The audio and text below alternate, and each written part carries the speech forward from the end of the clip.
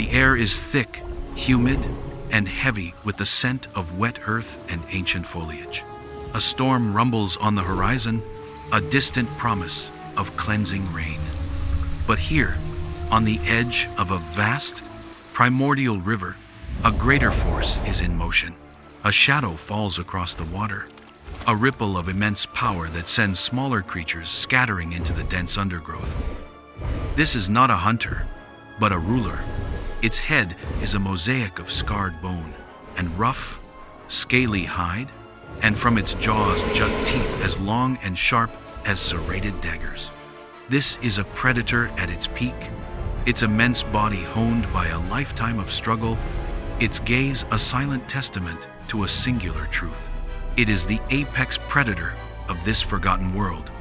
For over 97 million years, its reign has been a myth whispered on the wind, a legend carved into stone. Before humanity, before the first ape stood upright, this monarch ruled. This is the story of Carcharodontosaurus, the enormous shark-toothed terror of the prehistoric Sahara. But how did it become king? Where did its journey begin? Now, let's journey back in time and uncover the story of a lost world. Our story begins in a place that today is a desolate, sun-scorched expanse of sand and rock, the Sahara Desert. But 100 million years ago, during the Middle Cretaceous period, this was a lush, vibrant world.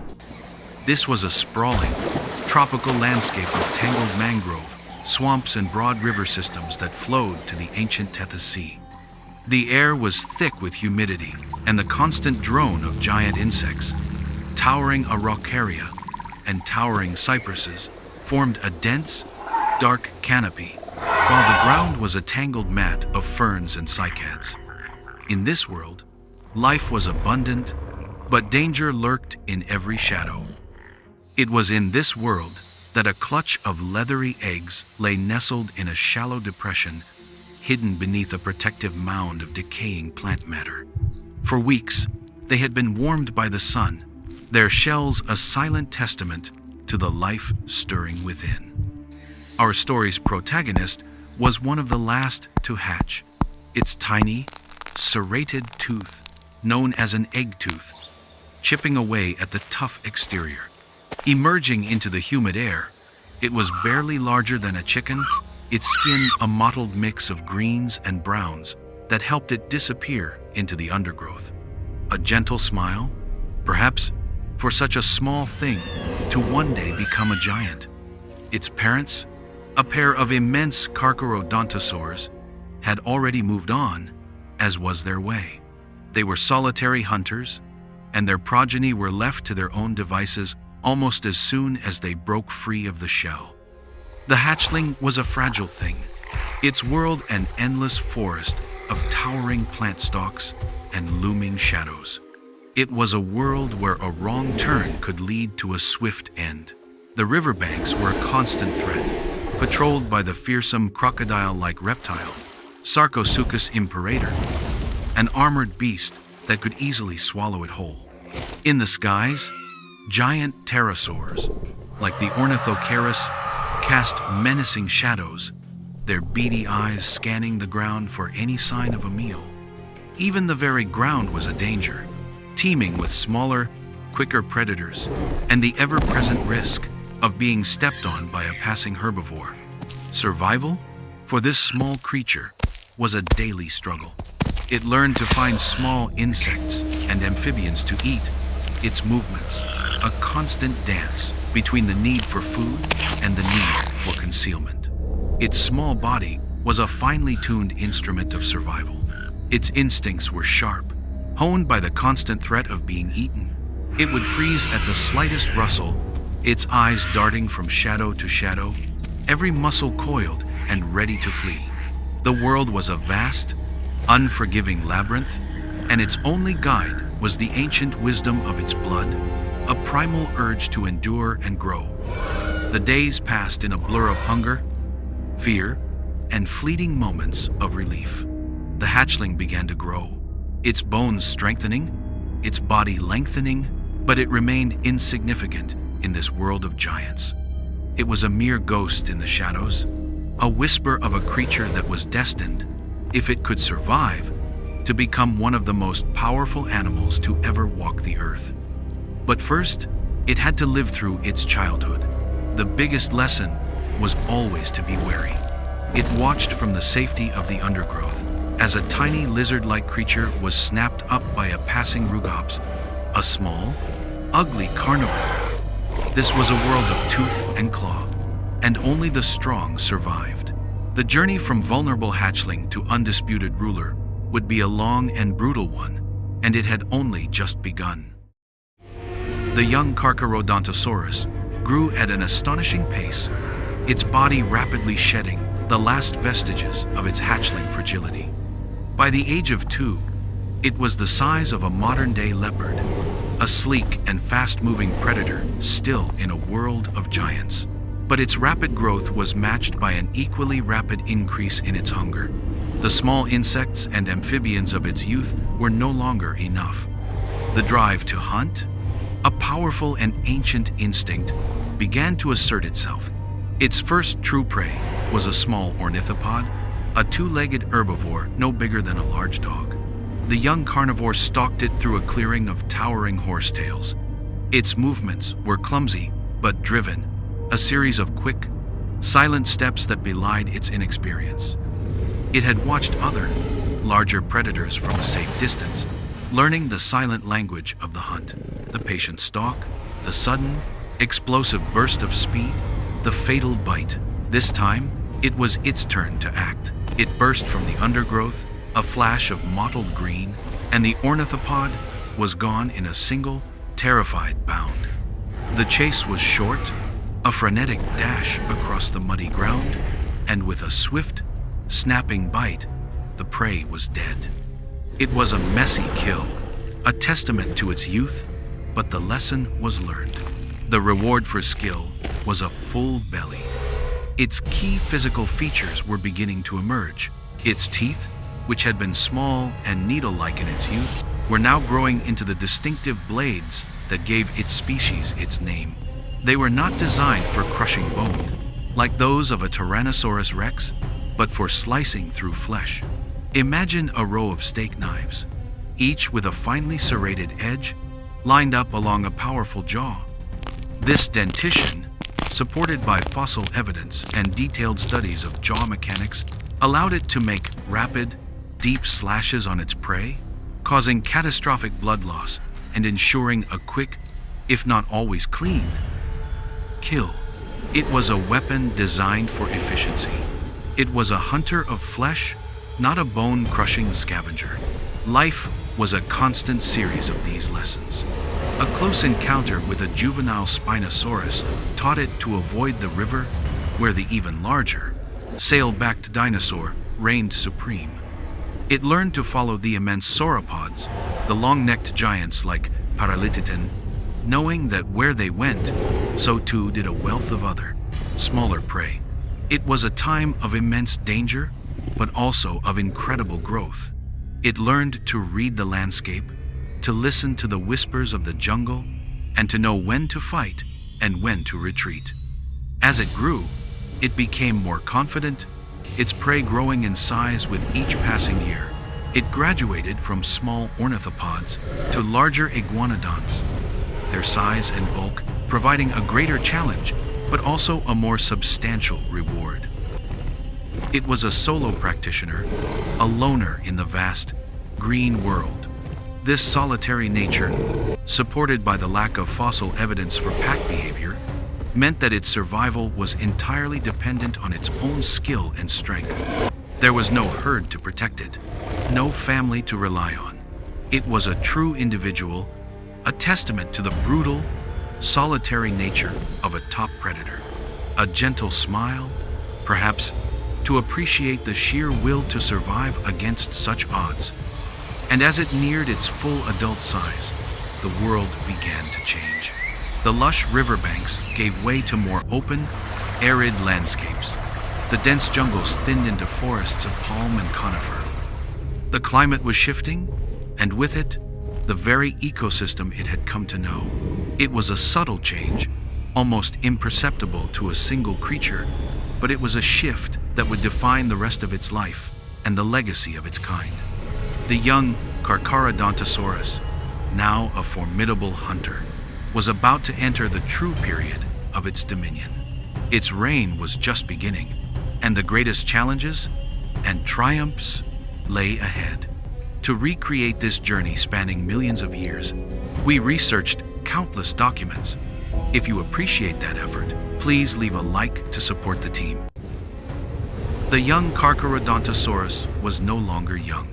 It was now a true giant, a titan of the Cretaceous. At an estimated 13 meters, 43 feet long, and weighing up to 15 metric tons, it was a walking force of nature. Its immense body, a perfect engine of destruction. Its scaly hide, thick and armored, was a patchwork of scars from old hunts and territorial disputes. Its eyes, now set deep in a massive skull, held the silent wisdom of a lifetime of survival. This was the peak of its dominion. Its territory was vast, stretching for miles along the riverbanks and into the open plains. No other predator dared to challenge it. Its massive head, over 6 meters 5, 2 feet long, was an intimidating sight. It was a head built for action. While not as robust as a T-Rex skull, its bone structure was designed to absorb immense stress during a hunt. It was a specialist, built to pursue and overpower large prey, and its prey was formidable. It hunted the long-necked giants of its time, sauropods like the immense Paralidoton, a creature so large that it could have crushed the Carcharodontosaurus with a single, misplaced footstep. But our protagonist was a master tactician, not relying on brute force alone. It would attack in a quick, brutal pass, using its blade-like teeth to inflict deep, gaping wounds on its prey's flanks. It would then withdraw, waiting as the sauropod weakened from blood loss and exhaustion. The hunt was a test of patience, a dance of death that could last for hours. It was a testament to the evolutionary arms race between predator and prey, where each side developed new weapons and defenses in a constant struggle for survival. Healed bite marks found on the fossilized bones of sauropods and other herbivores are a silent confirmation of these brutal encounters. The life of a Carcharodontosaurus was solitary and violent. We have no definitive evidence of social structures beyond the single individual. It was a lone king, a self-sufficient killer at the top of its food chain. But even at its peak, it was not invincible. Other rivals, like the smaller but still formidable Deltadromeus and the occasional territorial Spinosaurus, roamed the same lands.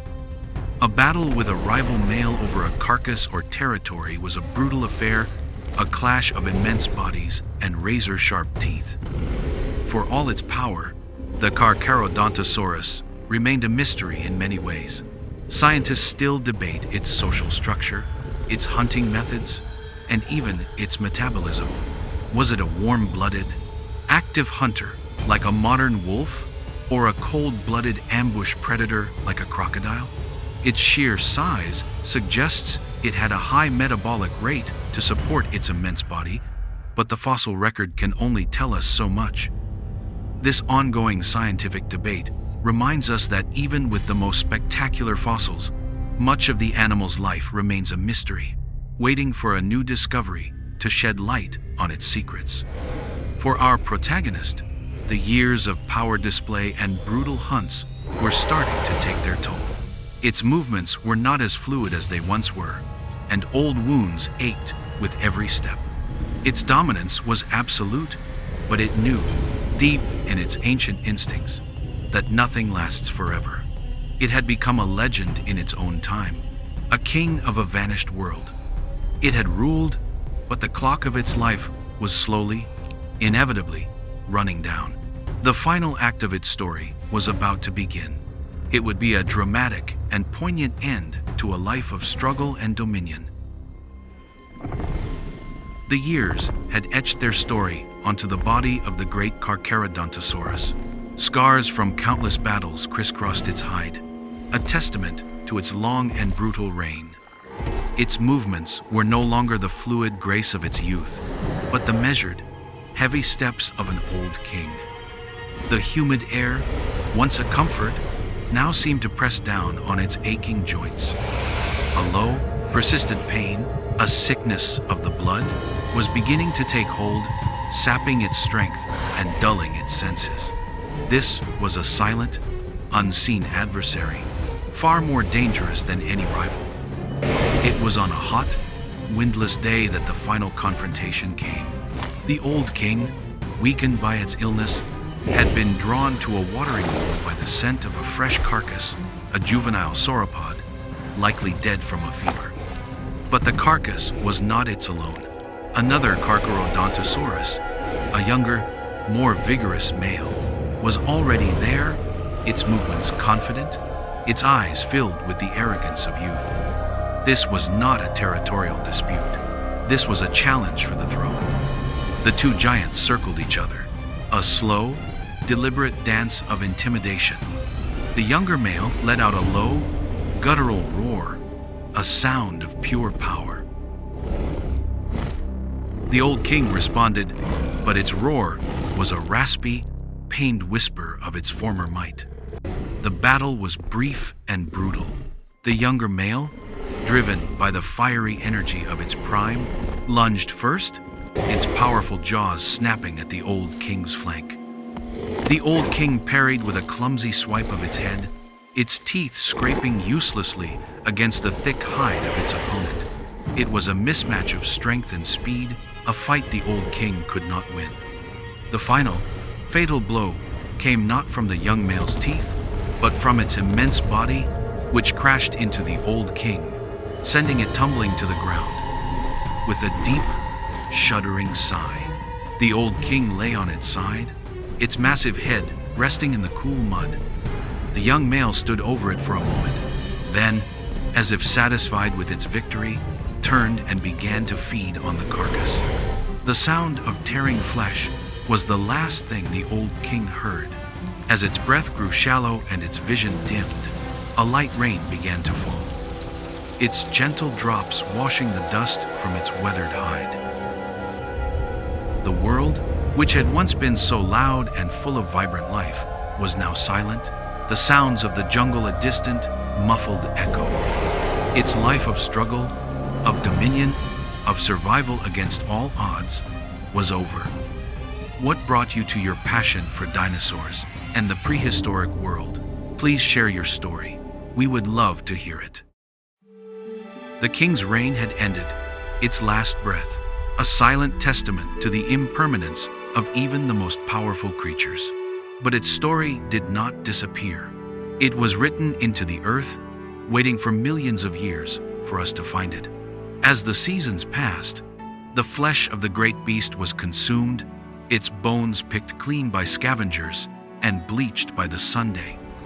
Over millennia, the river flooded, burying the skeleton in layers of fine sediment. The weight of time and earth compressed the bones, replacing the organic matter with minerals, a slow and patient process known as fossilization. The king's story was now preserved in stone. Millions of years later, in a new world ruled by a new kind of animal, a group of paleontologists would follow a hunch into the desolate expanses of what is now the Sahara Desert. They would use picks and brushes to chip away at the sandstone, uncovering a massive skeleton, the very one we have been telling the story of. The discovery of Carcharodontosaurus, a rival to even the mighty Tyrannosaurus rex in size and ferocity, was a watershed moment in the dinosaur renaissance. It showed us that giants were not confined to North America. They had ruled the world over.